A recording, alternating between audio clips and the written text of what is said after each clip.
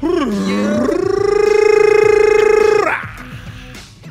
up? Is your boy Sinfanta and none more the brave wolf. How's everybody doing? Hope you're having a wonderful weekend. A wonderful week. We're here. We did it. Let's do this. We made it. We made it. We did it. Like Dora when she how you call it? When she hold on, did I pause the song or not? Yeah, I did. Yeah, we did it. How's your week been, Sinfanta? Has it been Sinfantastic? It's been all right. It's been sinful. That's how I gotta say it. It's been sinful. Oh, drop a bomb for being sinful. So we've had an interesting week with full of news, and what I gotta say is, Marv shaved. Yes, he did. I'm on my Tony Stark shit. Yes, he did. I haven't shaved yet. I let my hair go. Yo, people in the chat, tell me Sinfanta doesn't look like a young Eddie Guerrero, baby. Actually, thank you. Underneath the mask. Underneath the mask, with the mask on, he looks like a young Rey Mysterio. Silky said no, yes. My week was good. Yes. My week was good. I actually what did I do this week? It was a good week, even though I can't tell you everything I did. It was good. Just believe me. Don't ask me questions. You writing a book over here? Can't you read? Can't you read? Can't you read, mister? Yo, he looks like his son with that t-shirt. Oh, he said you look like. Excuse me? He said you look like Hooven 2 Guerrero, bro. You could be burn.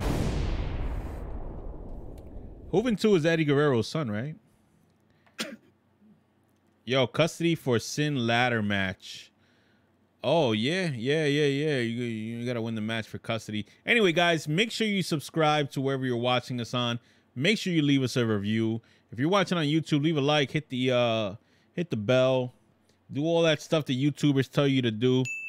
We're going to make up a story about the algorithm screwing us over, but it's actually a true story, but we're going to make it up anyway. So support us, and all that jazz that YouTubers say every week. Moving forward. You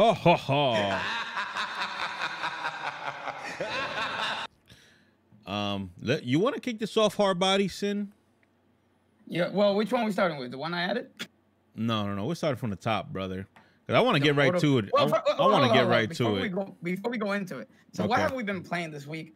Obviously, my answer right away is Monster Hunter. Of course. You're playing more of the Monster Hunter. You like you haven't played anything. All you've been doing is working on your podcast, I bet.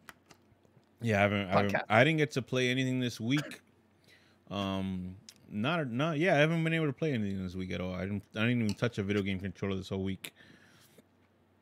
Mostly because I'm busy. If you ever need your podcast done with quality content and quality professionalism, go to Bravery Studios.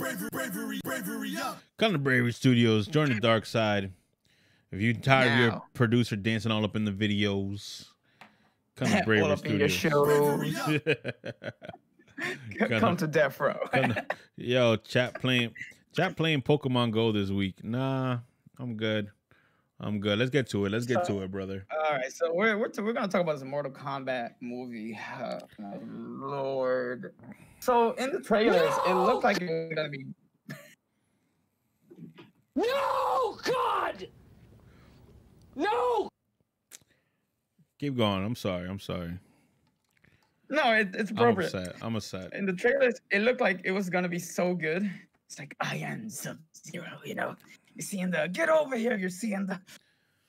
And then I watched it. I didn't think so. I thought the trailers looked pretty mediocre, also. But continue. Continue. I was hopeful. Okay, I was hopeful. But the thing is that they butchered the lore. The lore is not there. They took the lore and flipped it on its head. I'm already upset. And then the fights are mediocre at best for a Hollywood movie. So what happened? Brother, third law of the universe, said Mama Doom. Wait. Their law. I don't know what the third law of the universe is. I think he's going to elaborate on that response in a little bit. But either way, brother, I was already mildly disappointed by the trailers. I was already like thinking like, all right, it's going to be, you know, a little too serious. It looked like they sucked a lot of the campiness out of it, which I didn't understand from the trailers, because the games are campy. The games are kind of goofy. Despite there being blood soaking everywhere and brutal fatalities, the games have their campiness. Yeah. I already noticed that from the trailers. But once I watched it, I realized that all the parts that probably would have surprised me during the movie were already in the trailers. We already saw Jax's arms get ripped off. We already saw Sub-Zero freezing the bullet.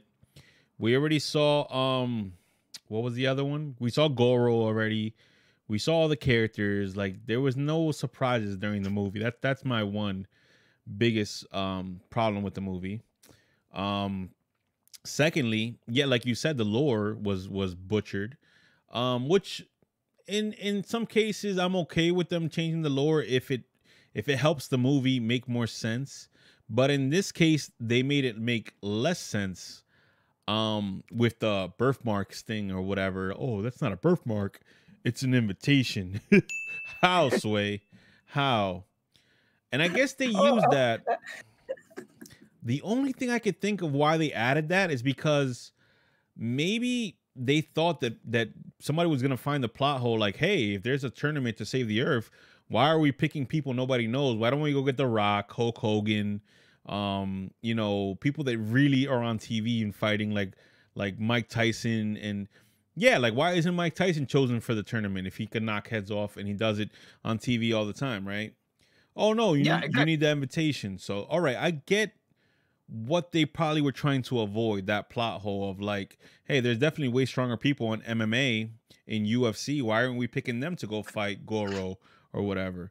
Oh, because they don't have the invitation or whatever. Okay. All right, whatever. But then you have Sonya, who didn't get the birthmark, and then she's like, oh, the boys won't let me play. And I felt like there was trying to be some kind of sense of you know what you want to say. There was some sense of like, all right, this is what's the word? I don't even know the terminology for it. SJW-ism? Yeah, there was like some social, what is it? Social justice warriors. Yeah, social justice warrior isms in the movie to have, but you're saying that your movie, like, do you get the birthmark from lineage and from killing somebody that had the birthmark first? Then it's not about that she's a girl that she can't fight. So why does the movie present it that way?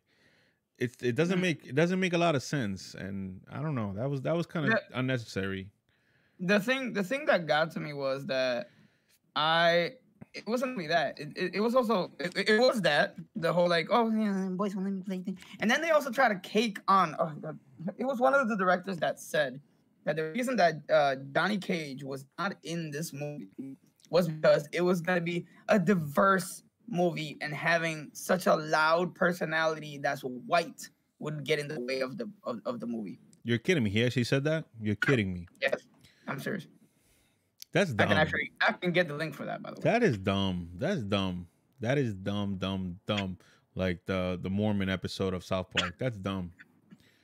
They're apparently him for the sequel. So they sacrificed an initial movie for a sequel. And this is the excuse I'm getting from people, because of course I work in a podcast studio. I hear people review movies all the time here, and the excuse I hear people giving are like, oh, it's just setting up for the sequel. It had to be the way it is because it's the origins, and they got to set up for the sequel. Bro, I've seen dozens of origin movies that one are good and two set up the sequel perfectly.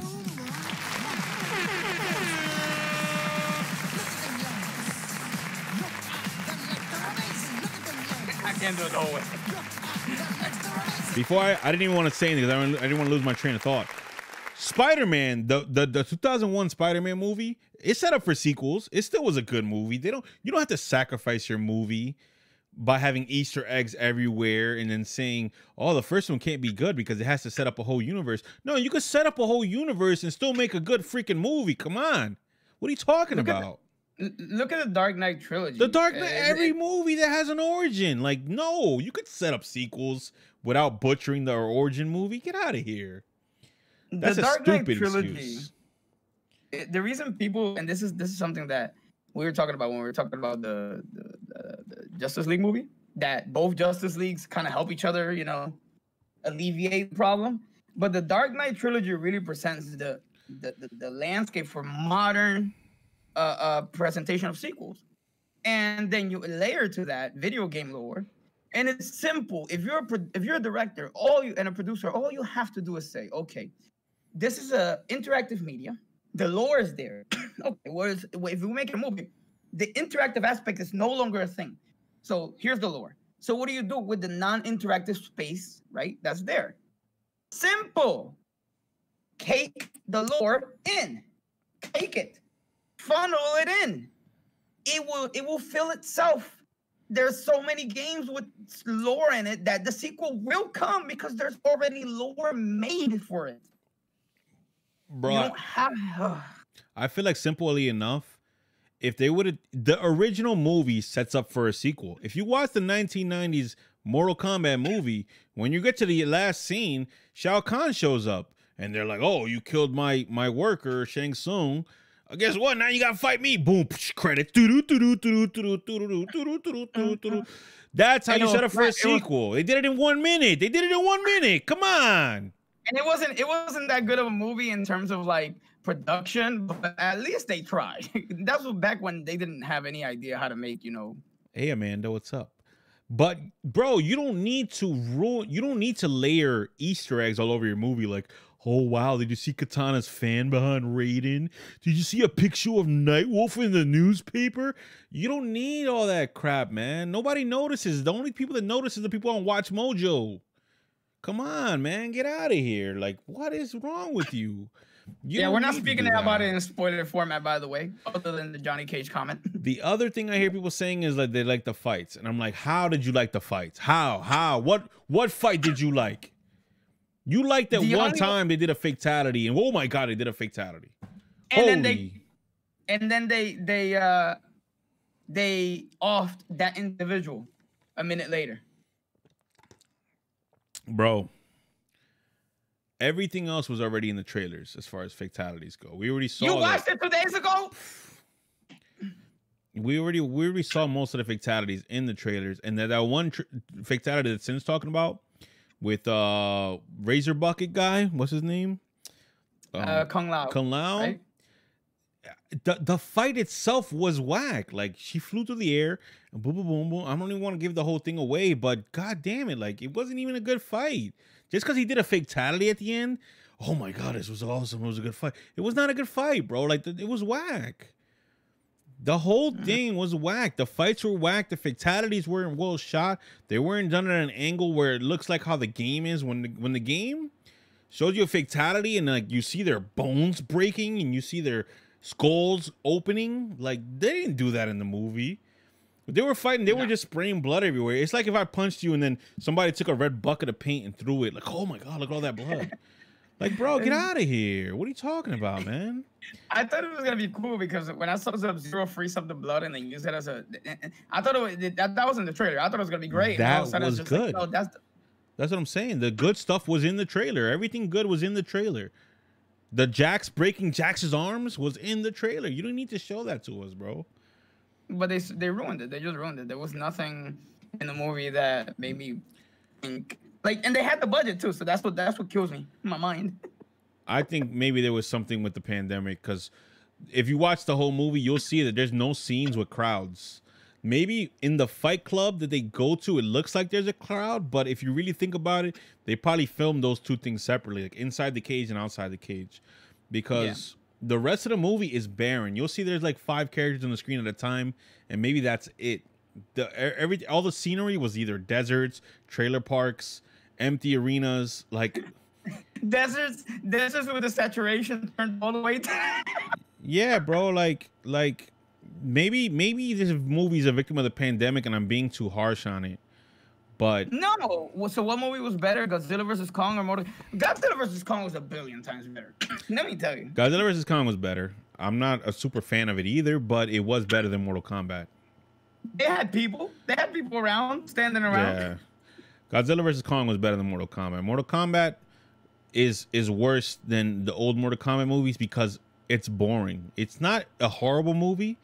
It's definitely watchable and it's fine. Like, it's probably fine.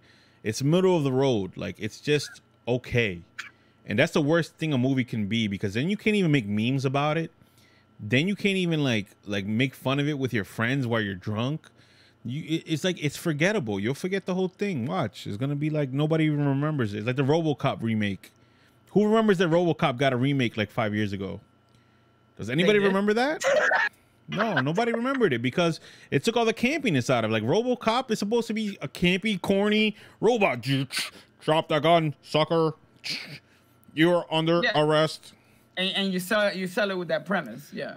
It was good because it was kind of stupid. Like, is it worse than Annihilation? Yes. It's worse because it's boring. It's boring. Annihilation, we can make fun of it. Listen, you can at least with Annihilation go, well, they didn't have the budget, and the CGI looked crap. They were trying. They were trying. Buddy. And the lore was there. Buddy, Annihilation had so many memes. It's just funny to watch. And it was glorious. Or when Sindel says, now you will die. Or Raiden getting the haircut. He got this haircut that I got right now. He shows up mad happy with the vest and everything. He's like, hey, what's up, combat fighters? Like, yo, there's so much funny stuff in Arcana, the Arcana thing from the new movie. What? How did Jazz get robot arms from Arcana? How did he get robot arms and circuitry and all this stuff from Magic?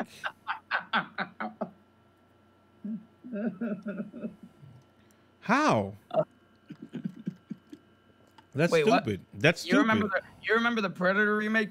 You know what's funny about the Predator remakes? They took out the fear of those. I don't think those are remakes though. Aren't they like sequels? There's like in the distant future. Oh crap! Yeah, you're right. I don't think those are remakes. My thing is, if you're gonna reintroduce an old franchise, you have to reintroduce it with what the premise was in it originally, and you have to do your research.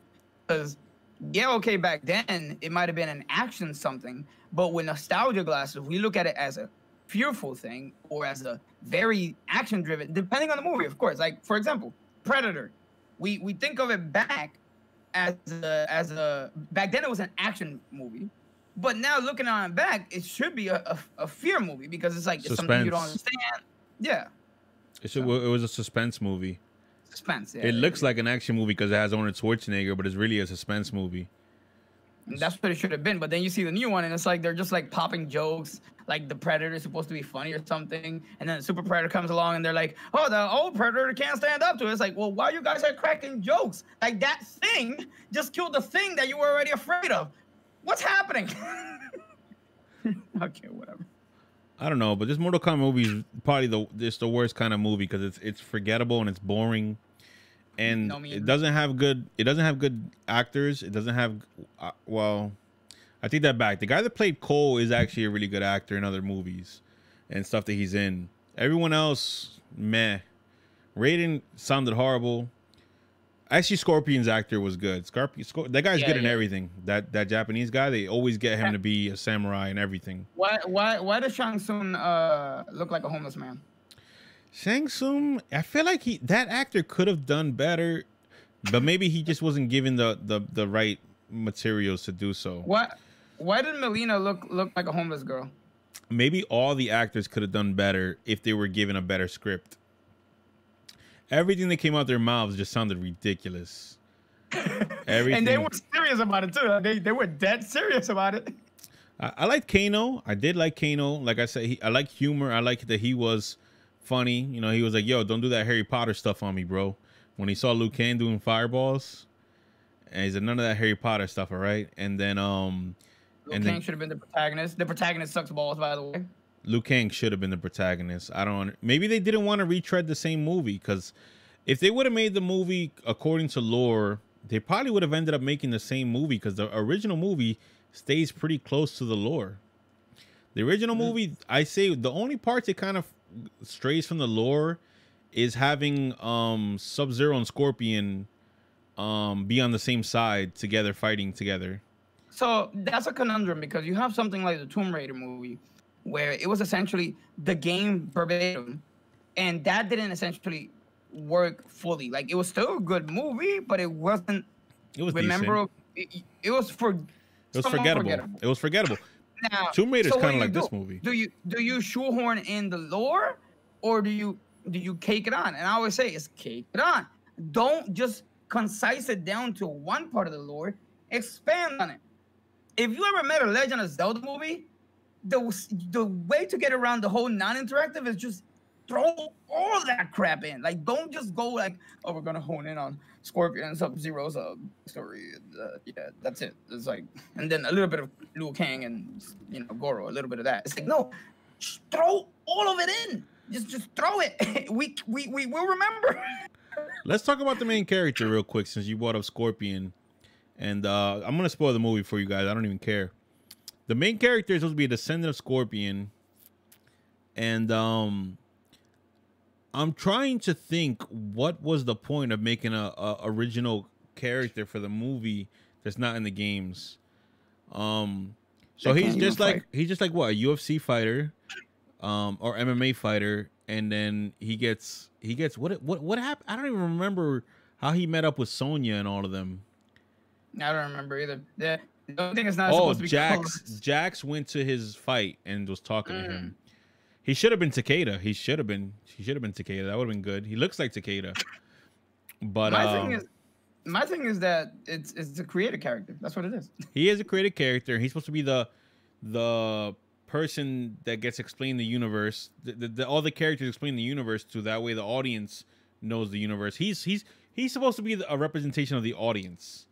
So making him Scorpion's descendant and then giving him like these what do you have, metal skin powers or whatever at the end, it was just pointless. It just seemed like it didn't there was no beneficial point to him.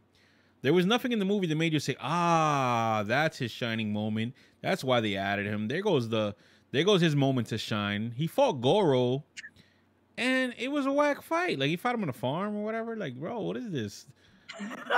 Should have been like hell or something. Never mind. The underworld. Then you have Raiden like down talking to him, and it's like, I mean, I remember Raiden was kind of a jerk in the original movie too, but I mean, he believed in the fighters though. He was pushing them to succeed. So I don't understand that part, but I don't know, man. It just didn't. There was no, everything they changed should have helped the movie be more cohesive or achieve something. There was no achieving anything with the things that they changed or the things that they added. It's a weird thing. Do you think the sequel will even help it? I'm hoping they don't make a sequel. I'm hoping that. No, seriously, because I don't want to build upon this whack movie. Like, yeah, it could probably save it with a part 2, but damn, man, when I go and want to watch the whole trilogy and whatever, and I gotta start with part 1, I'm gonna be like, damn it, man, I don't want to watch this garbage. Yeah, fair enough. You know, I don't want to start from this. This is horrible. This is a horrible start. Horrible start. So what? In conclusion, what is the review you give it out of 1 out of 10? I give it a 3 out of 10. 3.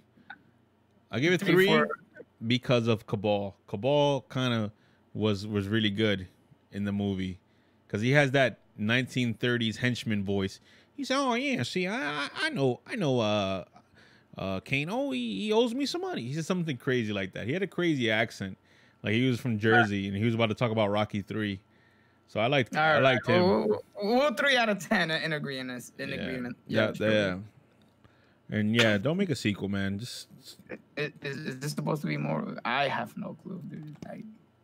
Listen, the lore was non-existent. Let's put it that way. There was no tournament. Like, bro, the whole point of Mortal Kombat is the tournament. The whole movie, they're talking about the tournament. There's no tournament in the movie. There's no tournament. Shao Kahn broke the rules. Oh, hey, oh, what? Come on, what is this stupid thing, man? I don't think that was stupid. That was stupid. Let's move forward, man. I'm done. What is this next thing you got here? Let me look at this. Tell Okay. me. Okay, so ladies and gentlemen, we spoke last week about some of the bad moves that Sony has been making, because Sony, you know, besides being the leader of the last gen of consoles, as far as, I don't even want to say that because I think the Switch outsold the PS4. But either way, despite beating Microsoft in their own console race, because I feel like they're the only two ones competing, Sony has been making a lot of bad moves when it comes to the PS5. And one of the biggest ones was, you know, getting rid of the PlayStation Store on PS3 and Vita. Everybody was talking bad about. There's a lot of games on the PlayStation 3 and the Vita that you can't get nowhere else anymore. You just cannot find them on any other console. So like most episodes that we were talking about gaming preservation or the preservation of gaming history, if you get rid of the PlayStation Store, you get rid of a lot of games that you cannot find on stores, you cannot find anywhere, and you cannot play on modern consoles. So the PS3 actually has a really good catalog of vintage games, independent games. The whole store is just really good. Along with the Vita, there's a lot of unique things on there. And Sony was apparently going to close it. I mean, I guess the thought process was, hey, we got the PS5 now. We want people playing PS5. We don't want them playing old games. Because if they're playing old games and they're not playing PS5 games. And there was a lot of backlash when Sony announced that they were getting rid of the store. And lo and behold, Sony has changed their mind and backtracked on closing down the PS3 and Vita store because of the fan backlash. Okay, so this is a comment from Jim Ryan, the president and CEO of SIE, which I think that's Sony Europe. I'm not sure. Sony Interactive Europe. Might be wrong. I don't know. Or Sony Interactive Entertainment. He said, upon further reflection, however, it's clear that we made the wrong decision here. So today I'm happy to say that we will be keeping the PlayStation Store operational for PS5 and PS Vita devices. PSP commerce functionality will retire on July 2nd, 2021 as planned.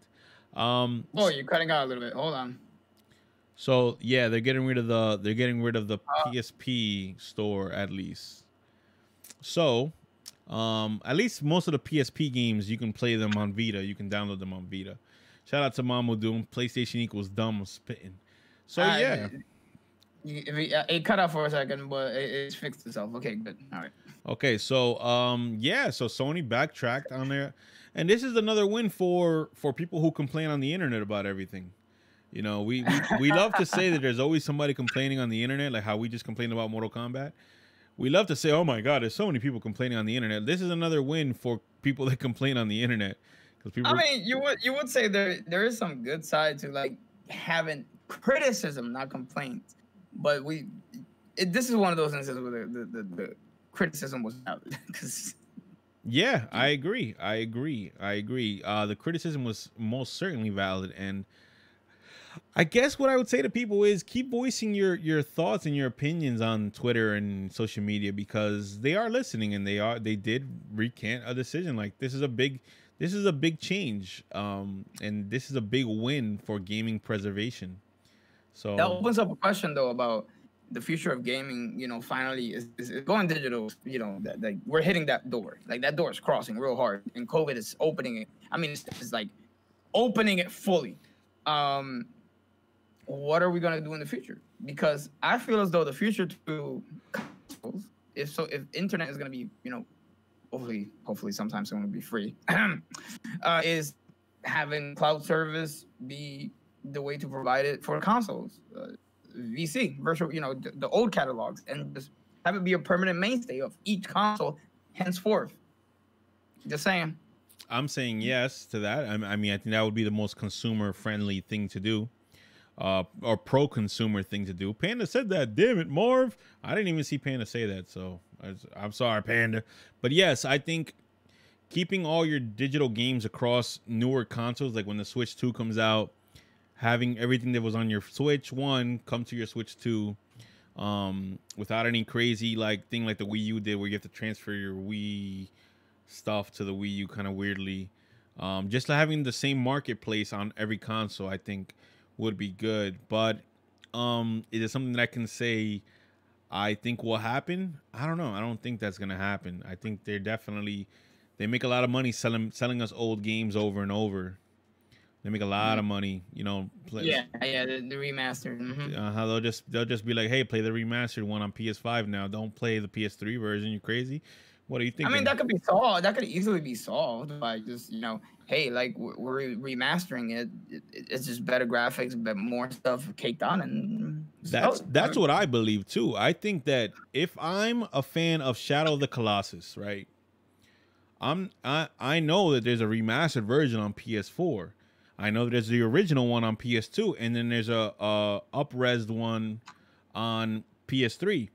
I'll play all of them. If I like that game, I'm gonna play all of them, every version of it. I'm not gonna just say screw the PS2 one. I'm gonna go play the PS4 one. Metroid Zero Mission, when they remade that for Game Boy Advance, that didn't make me say, hey, I'm never gonna play whatchamacallit now.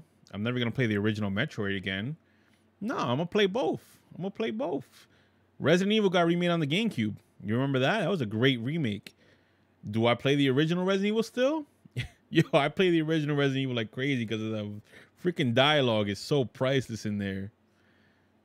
So yeah, I don't know. I think people would be willing to buy both, but hey, what are you gonna do? Yeah, fair enough. What are you gonna do? I think at the end of the day, that's gonna have to be the future of gaming, is cloud service, and old catalogs being accessible. Because if not, we're just gonna sit here and do what we're doing now, which is complain about, hey, no, don't do that.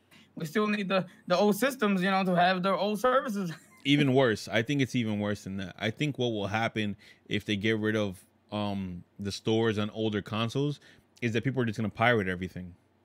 With Netflix and Hulu having almost every TV show and every movie on just those two services, people weren't pirating movies anymore like 5 years ago. People were watching everything from Netflix and Hulu. But now that we have Disney Plus, now that we have HBO Max, now that we have Paramount Plus, Peacock, all these dozens of different streaming services, you're having to pay like a cable bill again. You're paying for cable when you're paying for all those services. So pirating is coming back for movies and TV shows. Piracy is on a rise right now. And the same thing will happen for gaming if these guys take away what we paid for already in the past. Like, people are just gonna say, all right, freaking, you want to get rid of the Switch eShop? Cool, I'm gonna go pirate all that stuff. I'm just gonna go. Pirating is gonna exist regardless, but you limit it, you bring it down when you make things available easily on newer consoles. Yep, absolutely. Silky's gonna pirate this podcast. Gonna pirate this podcast. I'm gonna sell it for 2 cents. This podcast is on Disney Plus. Don't pirate it. We need that Disney money. I wish. Wouldn't that be nice? Wouldn't that be nice? I don't think Disney would ever pirate you with my track record. Disney? Did you see the South Park episode of the pandemic special or the pandemic special? You gotta go watch that, bro. Mickey Mouse. Yeah. I love how South Park portrays Mickey Mouse as the owner of Disney and hasn't beaten up people like the Jonas Brothers and stuff. I love it. I think if Walt Disney was still alive, there would be so many horrible things going on in that company. They're already bad. It would be worse. Well, the conspiracy theory is that Disney is his body's frozen underneath the Cinderella castle, and that he told them to freeze him so that when cloning becomes possible for humans, he's gonna clone himself and come back to life. That's the conspiracy theory that my 8th grade teacher taught me in 8th grade. So I'm looking forward to seeing Disney alive again someday. Very much looking forward to it. You think they'll reanimate it like a zombie, or he'll come back in full force? No, I think with human cloning, isn't it that they put your DNA inside of a new instead of a new baby. So you're born again, but with the same exact genetic code. So you have all your memories and everything from your last life, but you have to be born again into a new body that looks exactly the same like your old body. That's how it's supposed to be. Yeah. I think because that's how they clone sheep. I think they've cloned sheep before, and yeah, the baby sheep have to be born into another sheep to be born. I don't know. It's crazy territory we're heading into, nose diving into.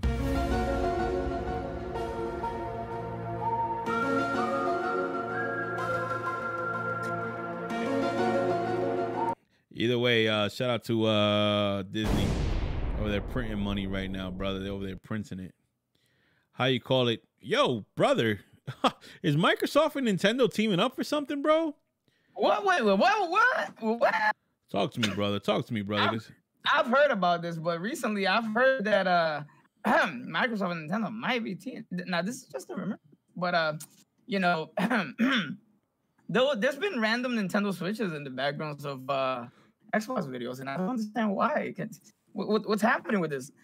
We had some Tom Warren talking about the Nintendo Switch is showing up on Microsoft's Xbox shows a lot lately, and there's other comments going along the lines. What do you think's going on with this? Nintendo and Microsoft have been very, very friendly lately. Like for a couple years now. Ever since we started getting what's it called on Switch? What's the game with the blocks and the people that are squares? That you build stuff? Minecraft. Ever since Minecraft came to Swift, and even before that, when we started getting Microsoft characters in Smash, like Banjo and Steve from Minecraft, Nintendo and Microsoft have never really been like at button heads about stuff like how Sony is. Sony's very xenophobic with other gaming companies, but Nintendo and Microsoft have had a steady relationship or whatever. But now, yeah, they've during their like directs. Hey, Mama Kara, woo! Marv says hello. And pizza rolls? No, I'm okay, thank you. Yo, get some pizza rolls, bro. Either way, what were we saying? So yes, Microsoft has been doing like Nintendo Direct style videos. You know, Nintendo popularized the let me just go in front of the camera in front of a green screen and talk to the fans thing. So Microsoft has been doing that a lot lately too. And apparently there's been a lot of Nintendo Switches in the backgrounds of these videos. And you know, the way the internet is, they when they pick their background for their videos, like even me, as stupid as it might seem, I kind of place things in the background in a certain way so that my background looks a little cooler. Like how Sin was putting up his God of War poster during the stream, right? Yes. Microsoft, Nintendo, other video game companies, they put silly things in the background so they generate buzz and create, you know, some kind of like theories from conspiracy game theorists or whatever, so they can be talked about on Twitter. Because the more they're talked about on Twitter or any other social media place, they know that they have the attention of the fans. So yeah, and there's been Nintendo Switches in the backgrounds of these videos, which have been strategically placed. What I think is happening, what I think is the most logical thing that's happening is that we're gonna get Xbox Game Pass on the Switch. I think that's what makes the most sense. And if you don't know what Xbox Game Pass is, it's pretty much their Netflix. It's pretty much a service where you can stream games to your console. They have it on phones already. They have it on PC. Of course, they have it on the Xboxes already. I think Game Pass is going to come to the Switch, and we're going to get a whole bunch of Xbox games that you can play from that service on the Switch, which I think is an overall good thing. I think ever since Smash Banjo Kazooie Smash Bros, that Microsoft was like, well, we kind of maybe we should work together, you know. Microsoft has never made a handheld console, and they've never viewed anything that Nintendo does in the handheld realm as competition. If you look at the Game Boy Advance, there were Microsoft games on the Game Boy Advance. There were Microsoft games on the DS. And I don't see any problem with there being Microsoft games on the Switch. I think that's fine. If Switch gets Game Pass and you can play a whole bunch of old Xbox games, maybe even new ones too, because you are just streaming the games. You're not downloading them. You just stream them to your console. So it's not like, or maybe I'm wrong. I don't have an Xbox. I will not touch an Xbox with a 10-foot pole, but maybe you could download them too, because on PSN, I know you could download the games on PlayStation Now. Someone correct me in the chat if they know, or in the comments if they're watching somewhere else. I mean, what? How does it benefit me as a gamer, as who I am, right? There's not a lot of games from Xbox that I want to play on my Switch. Even from like past consoles, even from like modern Xbox game consoles, Xbox has never had like exclusives that, oh my god, I gotta play this. I gotta go get an Xbox and play this. You know what I'm saying? Is there ever been an Xbox game that you were? What about Gears of War? No, I'm good. I had Gears of War 1 when the Xbox 360 first dropped, and I liked it, but I didn't beat it, and I did not care to play the sequels at all. I didn't care about it past 5 hours into part 1. I didn't care about that game anymore. How about you though? Is there any games on Xbox that you've always wanted to play? Not a single thing. Ever since Microsoft screwed us over in the whole Call of Duty situation, I was just like, nope. What did they do with Call of Duty? I don't want to talk about it. Kind of like you don't want to talk about the meme war. I don't want to talk about it. The Microsoft thing has to do with gaming. The meme war has to do with life and death. No, I don't want to talk about it. Silky said he don't care about Game Pass, but he does want Nintendo games on the pass. I don't think Nintendo games are going to be there to play on Xbox One. That's not happening.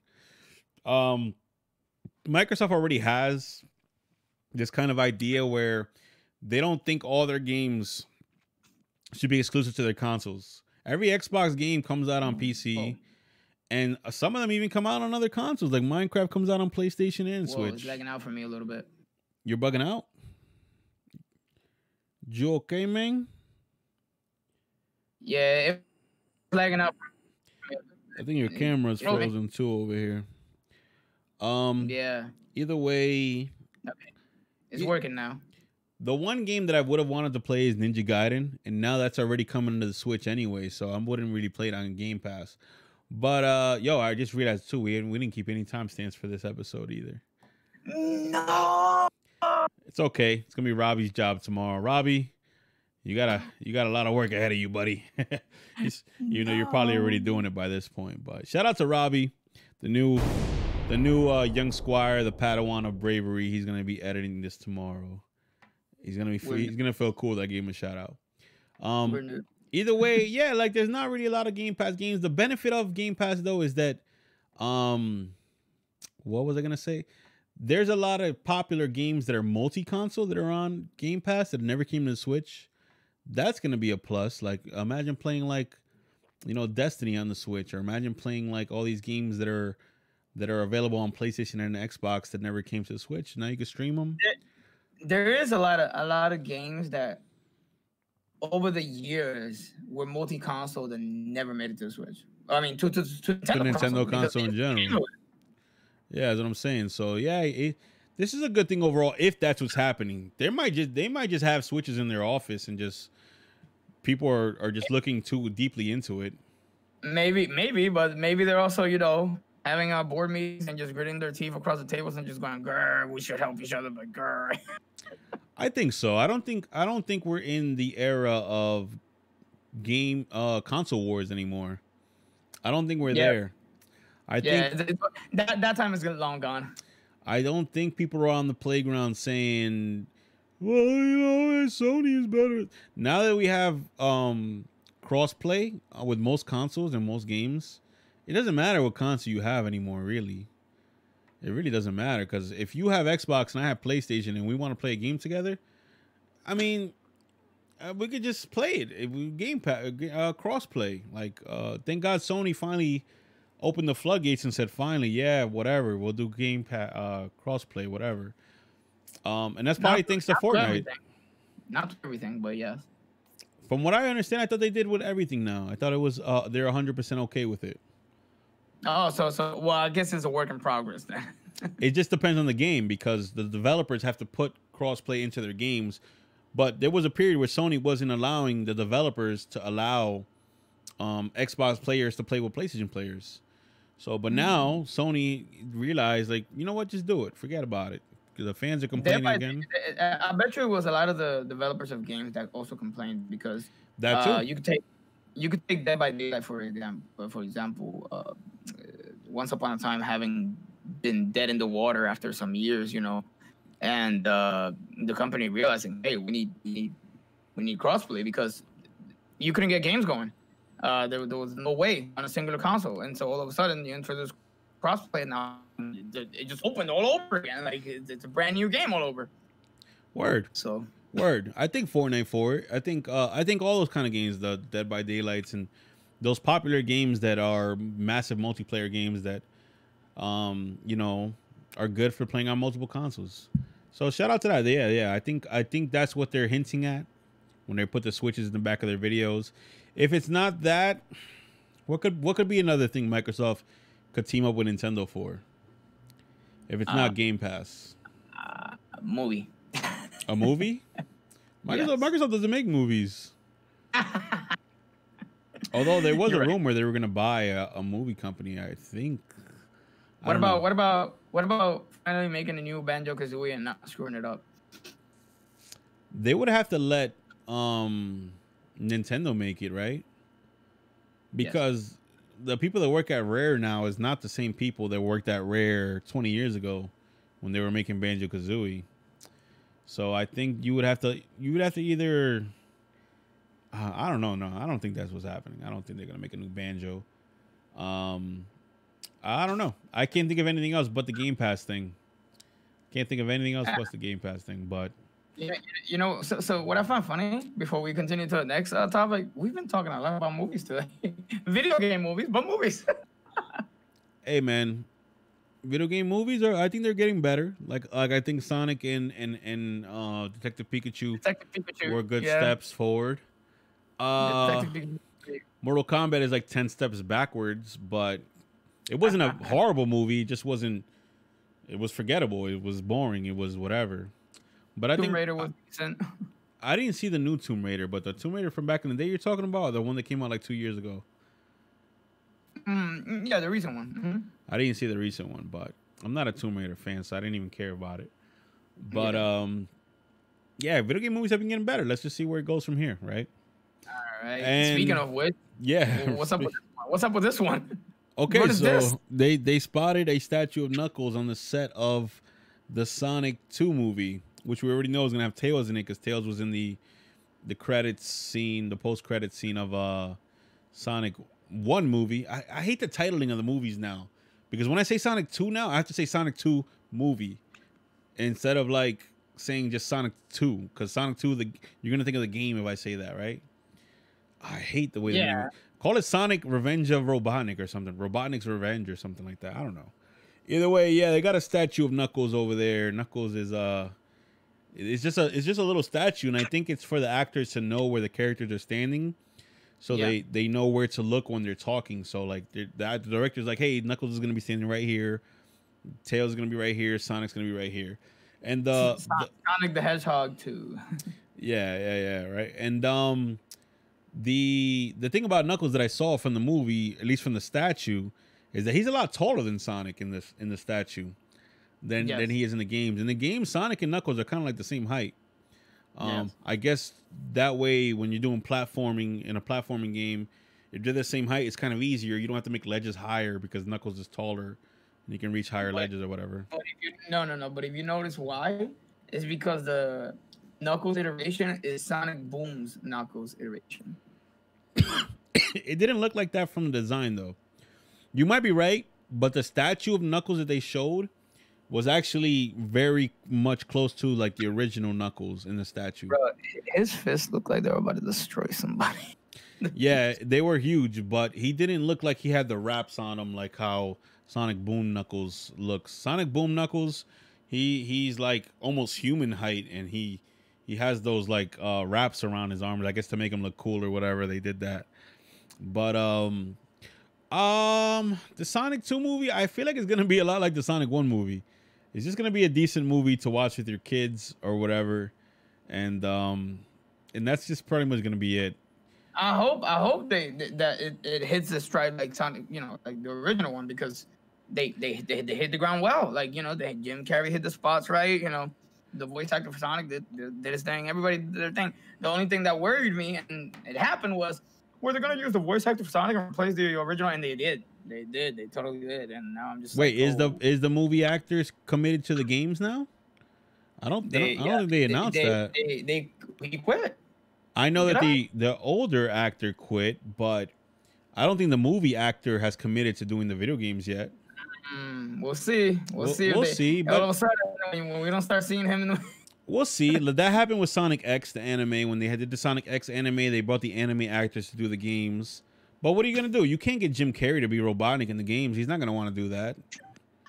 You're just gonna get Sonic, and that maybe Tails, but nobody else is gonna want to do Sonic games voice acting. Jim Carrey definitely is not gonna want to do that.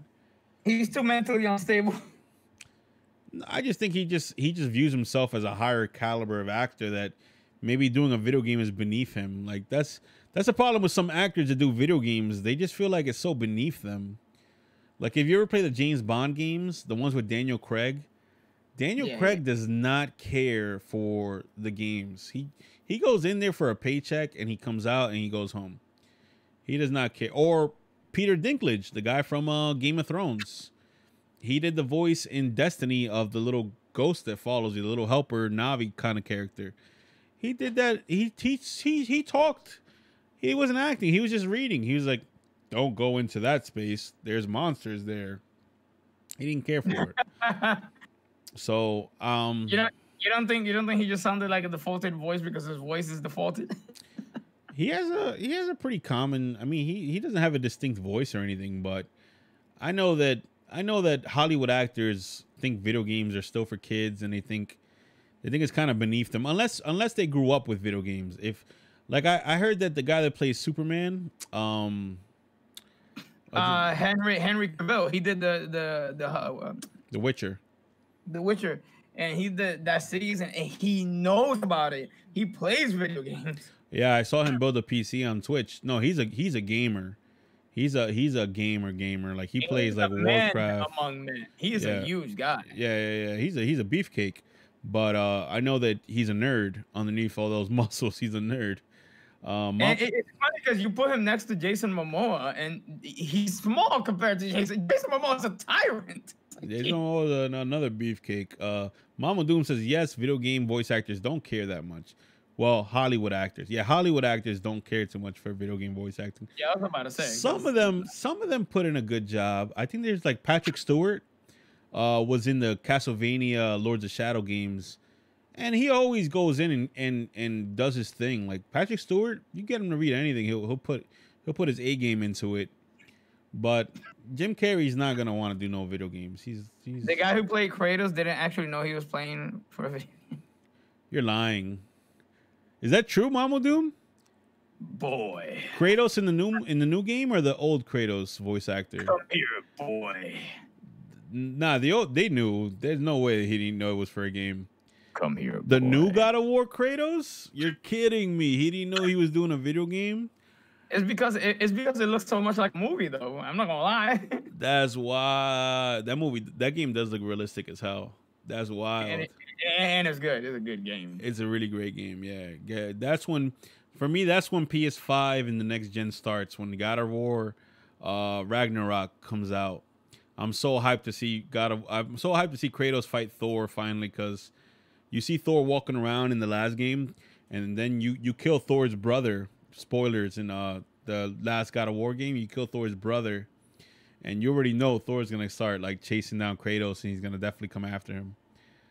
And his boy, the kid's gonna turn evil too. Like Kratos' son is definitely gonna turn evil. You know who he is, right? Who his son is from Norse mythology. I don't want to spoil it for you if you don't know. Go ahead. You okay with it? Yeah. His son is Loki. I kid you not. At the end of the game, they show what how you call it, what the boy's name is in giant language, which is because his mother is a giant, his father is Kratos. His mother named him Loki, and you already know Loki is the god of mischief in Norse mythology, so I'm pretty sure that the son's gonna end up turning evil or becoming the main character, and you got to go kill all the Norse gods because they killed Kratos or something. Something like that's gonna happen. I know we're supposed to be talking about something else, but I will say that they sold God of War well, because Yeah, and this is the point where it started for me when I saw it, because I didn't play it, I saw it, because obviously I don't have the console and not whatever. Um, it was when I forget the name of the guy, when he drops down and he starts fighting Kratos, and you're thinking Kratos is gonna fuck him up, but then all those, oh damn, my language. Kratos is gonna screw him over, and then he gets back up and punches him into the sky, and I'm just like, oh, That I'm guy, that guy's a good voice actor too. The guy that did that character's voice. I forgot that guy's voice, but his power is like he's immortal. He's immune to everything. He doesn't feel pain. So yeah, he did a good job. He makes it look like you can kill him in the beginning of the game, and then he turns out to be like super strong, like, and he fights. He gives himself a good fight. Why am I drawing a blank? When that moment happened, that's when I felt like, oh, okay, this game is going. Oh yeah. God of War, the most recent one. I call it God of War 4 just to make it simple. That game hits. That game hits, bro. Like it's a good game. It's a really good game, and it's crazy because they changed up almost everything from the original games. They sacrificed their whole structure of gaming and their style of gaming to make it what it became, and it worked out all right. I think it's a really good game. If they're smart about it, they can probably round that out in a cycle. So like do a trilogy, and like the new trilogy when it comes out after this one is back to the basics, like the original, and that would be great. Like, that'd be fantastic. That's what they do with Resident Evil. They make like the new Resident Evils that are first person, but then they give you a few that are like the old school, like, hey, this is a retro throwback style Resident Evil. Yeah, that's what usually happens when games been around that long. Mr. X. they start having the retro throwbacks. Mr. X was awesome. Every time he was around, you're just like, oh. Yo, his boot steps, like the hearing of his stomp of his feet, that always scared the crap out of me. I haven't been scared playing a game in a while. Resident Evil 2 definitely put some shock in my blood. So yeah, the Sonic 2 movie, I think it's gonna be a lot like the Sonic 1 movie. I think it's gonna be a fun, good time, something to watch with the family. But I kind of hope that they stay in Sonic's world this time instead of going to Earth. Like, we spent a lot of time on Earth in the first movie. I'm hoping that maybe now the robot, I forget, but I think Robotnik ended up in Sonic's world at the end of the first movie. That'd be interesting if we wind up over there, and then like, I know this sounds like such a wonky theory.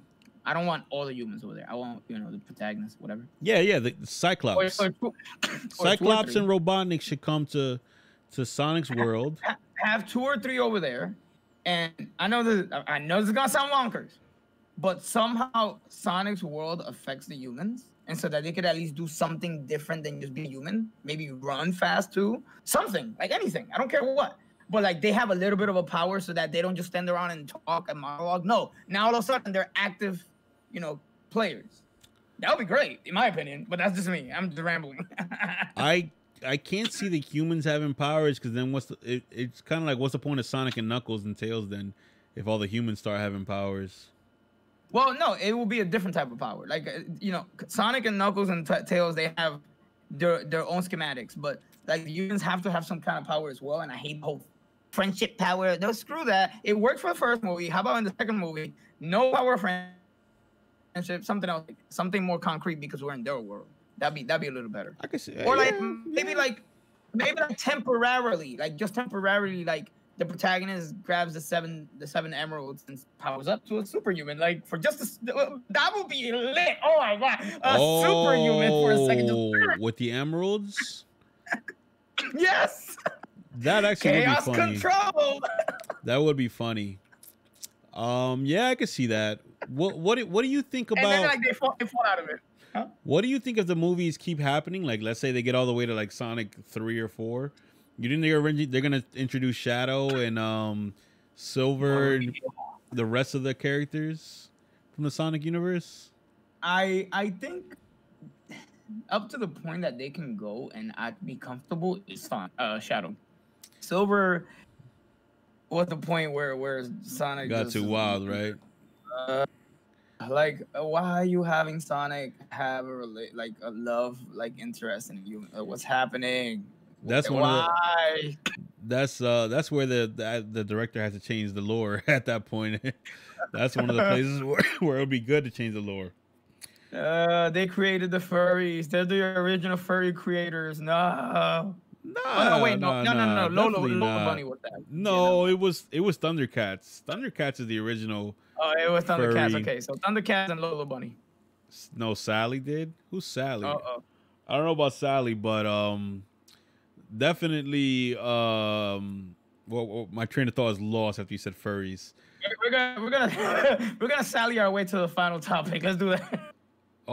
Before we do that, I like the Sonic movies. Keep them going. Make them. They're better than Mortal Kombat. And this episode is about movies. You're right. I feel like every episode has like a theme.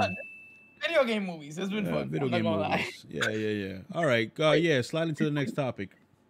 Did we actually manage to make video game movies fun to talk about for a second? What happened? Whoa. You know what though? Right, so, Castlevania is a good video game show. If you haven't seen that on Netflix, go watch that. Yes. All right. So we have this is a random topic to finish the podcast with, but so somebody created a Smash mod that removes every Fire Emblem content, that keeps Fire Emblem content, removes everything else, and they've also done it vice versa.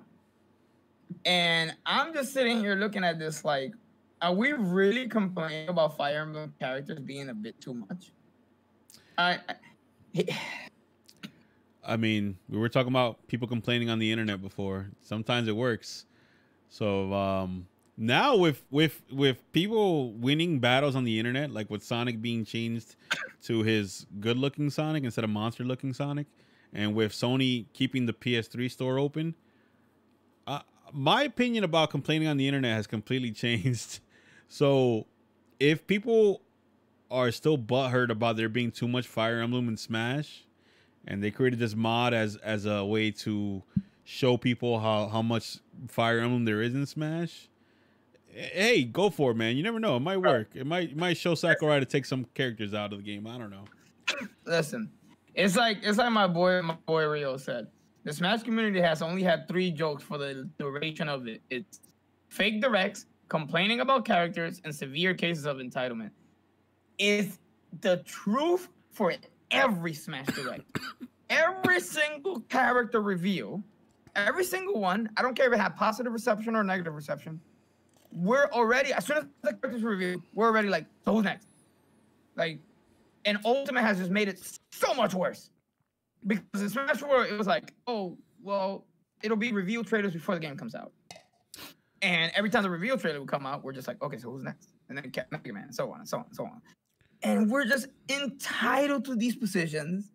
Finally, we get to a point where we can mod it. We mod Pyra and Mithra. Anyways, and then now we just we remove the Fire Emblem characters or just make them all together. Righteous. There we go. And we're just acting like this is the way to handle things versus just no, look, it's not everything about America. Like, y'all gonna act like Japanese infrastructure doesn't matter. Like, obviously, that's the reason why Fire Emblem characters are included in Smash Bros. Because Fire Emblem is very relevant outside of America. Sorry, that's the reality. Shout out to DX the Great. He just walked in here and said, "It's not just a podcast. You've been chosen." Referring to the birthmarks in the Mortal Kombat movie. That was a good joke. That was a good joke. Mama Dude says, bro, even when Nintendo Directs have nothing to do with Smash players get so mad. You literally see them in non-Smash Direct talking about some, oh, no review of Smash Bros. Character, 1 out of 10. It's like, you know, people, I will say that the complainers have some points. They have some legitimate points on certain things.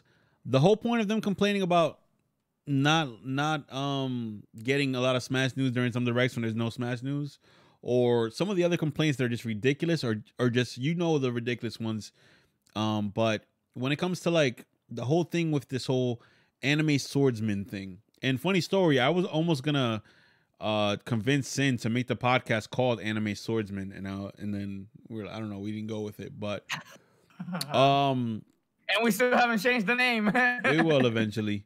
Maybe we'll change it to Anime Swordsman now. I don't know if people like it. You said Nintendo. Anime Nintendo Swordsman podcast. Either way, whatever. People have legitimate reasons to complain in the case, I think, only of there being too many Fire Emblem characters. Even though when you do the math, there's more Mario characters than Fire Emblem characters in Smash.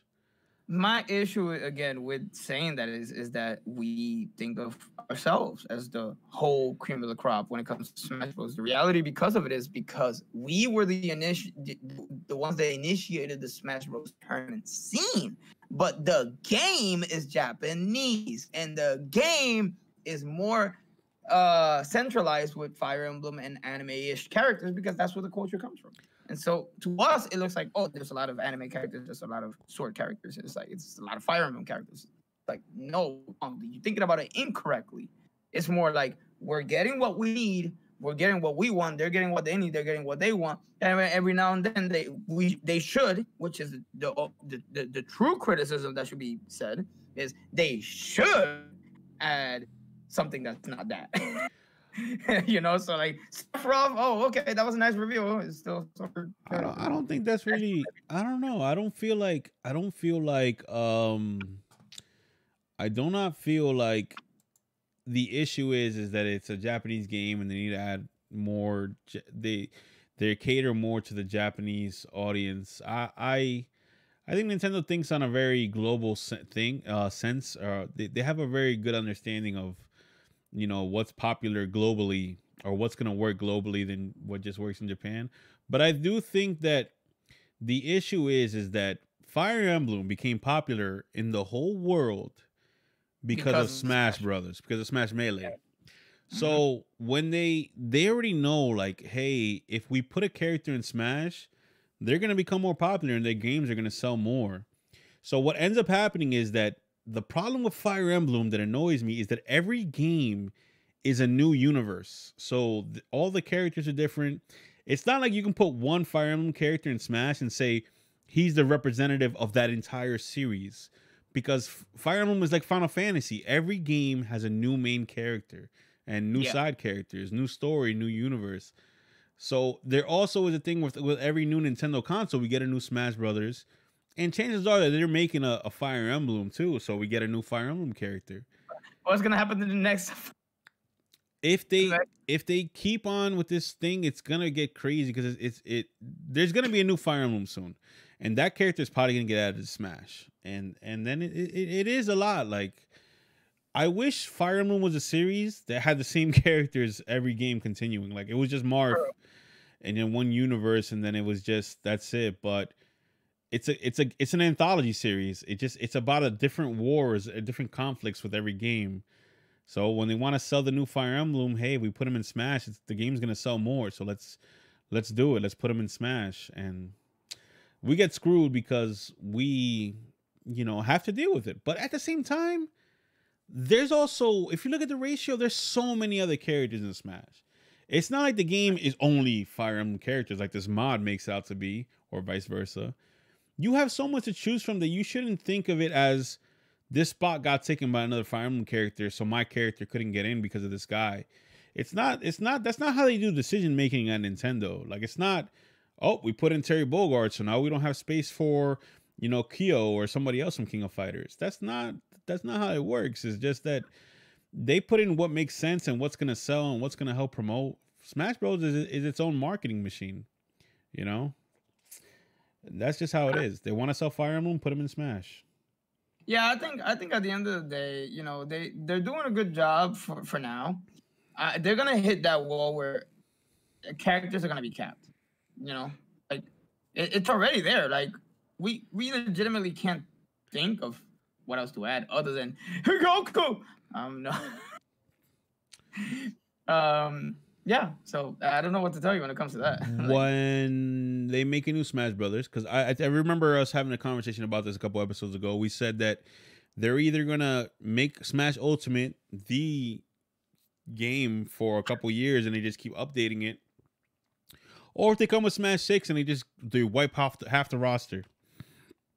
If they wipe half the roster, then half of the Fire Emblem roster cast is going to be gone. So just wait for Smash 6, guys, if you want to get rid of all those characters. But they're probably going to get rid of some characters that you like also if they make Smash 6. Yeah, fair enough. If no, well, I mean, like we've said in the past, it would be nice if they just like continue Ultimate. But if they make a new one, that's what me and you want. Take some characters. Me and you want them to continue updating Ultimate, but if you look at Mario Kart, it doesn't look like they're going to use Mario Kart or Smash Brothers as more of a platform in itself. They're gonna make those are solo experiences that you get on a certain console, and then when a new console comes out, they make a new game. And we got lucky with Ultimate and Mario Kart 8 Deluxe, because the Wii U didn't sell that well. So they were like, we have these games that are amazing, best-selling games, but they're on a dead console. So we could make a new version, but let's build upon a game that not too many people have even played. And but I have no idea what they're gonna do next with Mario Kart and Smash Bros. So I'm actually like scared. I'm like, damn, I'm gonna lose Terry. I'm gonna lose freaking my new favorite character. But no, man, I don't think they can remove. That's the one thing I don't want them to do. I don't want them to remove characters that have singular representation. But he's third party. I mean, Snake disappeared for Smash 4, right? But there was a reason for that. What was the reason? The reason was the transition of Kojima. Yes, but what else disappeared? Like, we lost Mewtwo for a while. We lost Roy for a couple games. We lost we lost Roy for one game, right? He wasn't in Brawl. He was in 4, right? As DLC? Yeah. Okay, so chances are we're gonna lose some of our favorites, and I think Terry Bogard is a character that's just not that popular with players, competitively or casually. So I think he probably would disappear and maybe come back when they do the reunion special, make Smash Ultimate 2 or something like that, or Smash Infinite. So Mewtwo was for time issues. Mewtwo disappeared because they kind of, with Pokemon, it's the same thing as Fire Emblem. Every new gen, there's a new whole cast. So Mewtwo disappeared because Lucario was kind of his replacement in the game. But, came back because they started adding DLC, and Mewtwo, I guess, was high on Sakurai's list to bring back. There's still no other characters that play like Mewtwo. Even Lucario is not really a good replacement for Mewtwo. So bringing him back, yeah, hell yeah. Smash Bros. Infinite is actually a pretty dope name. Like, just keep updating. But they ain't doing that with Mario Kart 8. I think if they in the future they come out with a Mario Kart, it should just be something along that same line, like Mario Kart Infinite, and we just continuously update it. Like, that'd be lit. That's what we want. Are they gonna do that? Nah. Nintendo doesn't have games. I don't know. Because if you would have told me 10 years ago that Zelda's gonna be open world, I would have been like, Nintendo doesn't do open world games. But they did it with Zelda. So there's a changing of the guard at Nintendo still. It's still in the process of happening. Anything's possible. Maybe they will make it like that. The live service idea. You don't like the live service idea, said Mamo Doom for Mario Kart. I do. I think it's bad with other games and other companies because other companies are crappy, like Activision. But if Nintendo does a live service thing, I think the only downside would be timed content. Let's say you can only get this Mario Kart cart in the game for this short period of time, and then it disappears. You can never get it again unless you download it or pay for it. That would kill the Smash and Mario Kart communities. That would just drag them to hell. That would just I can't even think of that. That would be horrible. But server issues, I don't think they'll have server issues. I don't think Nintendo even is gonna do anything good with the online. But who knows? Heck, we do more than they do. Yeah, they're probably throwing darts at the wall right now, trying to figure out what to do next. That's what we got for today. This Nintendo thing with Smash Bros. Wait, what? Throwing what? They're throwing darts at a wall, trying to figure out what to do next with Smash. Because this might be Sakurai's last game. Oh, I absolutely believe this is Sakurai's last game. Yes. That's what I'm saying. I think it's not only because it's been exhausting for him, because you can absolutely tell. Also age, like, dude, yeah, he's already he already said, what was it in Smash Bros. Brawl? That was the point where he didn't want to make anymore. He was like, I don't want to. And he wasn't even working at Nintendo anymore when he made Brawl. He was working at Sora. He started his own company. So yeah, I mean, yeah, the old guard is changing. Like Miyamoto's, slowing down. He's not so heavily involved with the games anymore. Iwata, God rest his soul, passed away. Reggie's gone. Sakurai's like one of the last people still around from the classic Nintendo era. Not to disregard everybody that we don't know who doesn't show up in front of the camera. There's probably still a lot of people there that we don't know that are behind the scenes, that are still classic Nintendo employees from the golden era. But as far as for Smash Bros, if Sakurai steps down, it might just be a whole different experience. We've gotten this game from this one person's vision for the last 20 years. When did Smash 1 come out? 1999? So for like 22 years, we've gotten this singular vision. Smash Bros. 1? Yes. No, 1996? No, has to be 99. Has to be like 98 or 99. But we've had this singular person directing. It's like Metal Gear and Hideo Kojima. We've got this singular vision from this one creative mind. Yeah, January 1st, 1999. 1999. So we've had this creative visionary directing and leading this series for 20 years. If he steps down, it could be a whole different vibe, a whole different experience, a whole different MO. So what's funny is how Smash Bros started, but we could. I mean, yeah, we should talk about the history of Smash Bros. One podcast. It was just an experiment. Like first, like it was just Sakurai trying to make a fighting game. And remember, you seen the character models? You remember how they looked in the little demo they had? Yeah. They looked like it was basically the fighting 100 polygon team. Fighters. Yeah, they were the fighting polygon team or the 100-man melee people, if you remember those guys. Captain Falcon. Yeah, they were all Captain Falcon and Samus. I think they were all Falcon and Samus. All of them had Falcon and Samus's moves. But yeah, guys, that's the pod for today, man. You watched it live. You saw it happen. You got to witness greatness. But it's time for us to hit that dusty trail, bro. It's time for us to hit that dusty trail.